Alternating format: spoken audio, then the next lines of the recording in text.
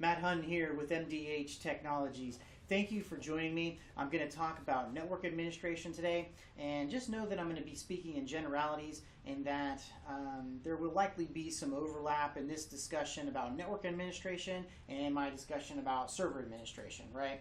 So depending upon how your environment looks and what kind of things that you're using in your environment, network administration can include an awful lot more than what I'm going to discuss today, but just in generalities, the kinds of things that you would expect a network administrator to do would be network monitoring, for example.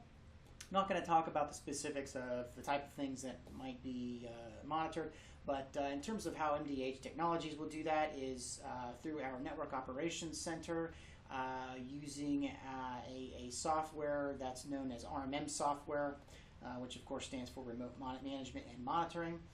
We have affectionately named it MDH Tech Bridge based on its function, and you can learn more about MDH Tech Bridge and Remote Management Monitoring on our RMM or Remote Management Monitoring page on our website to discuss detail about that.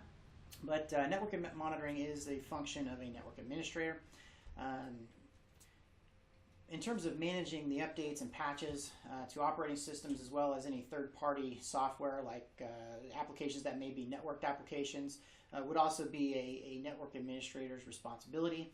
This is where you may get into some overlap with server administration because both or one of the two may actually have that responsibility, or maybe different individuals at the same time.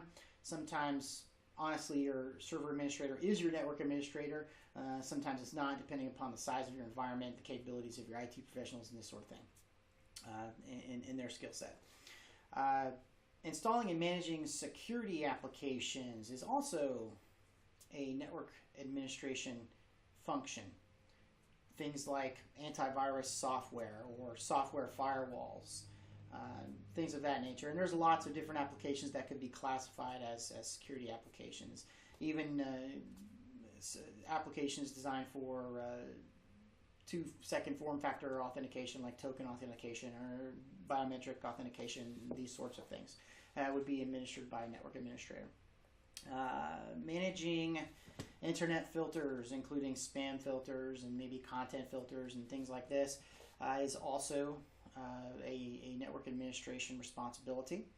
And you may have a dedicated appliance that does that, or it could be a function of the firewall. It could be done differently depending upon your environment. And then, of course, managing things like hardware firewalls, layer 3 switching, other network security appliances and things are also the network administration function. And of course, managing backups and storage is also a network administrator's function. However, there could be some overlap with managing backups or the storage with other IT professionals, because in a large enough environment, that would be the responsibility of perhaps a dedicated backup person or a dedicated storage administrator or something. So just kind of depends on how large the environment is and if you've got internal staff and this sort of thing.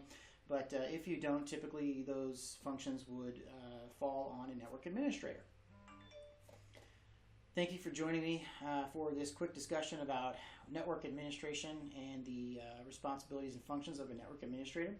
Matt Hunn with MDH Technologies. I greatly appreciate your time, and I hope that you will browse some additional pages of our website and call us if you'd like a competitive quote or like to discuss your IT needs.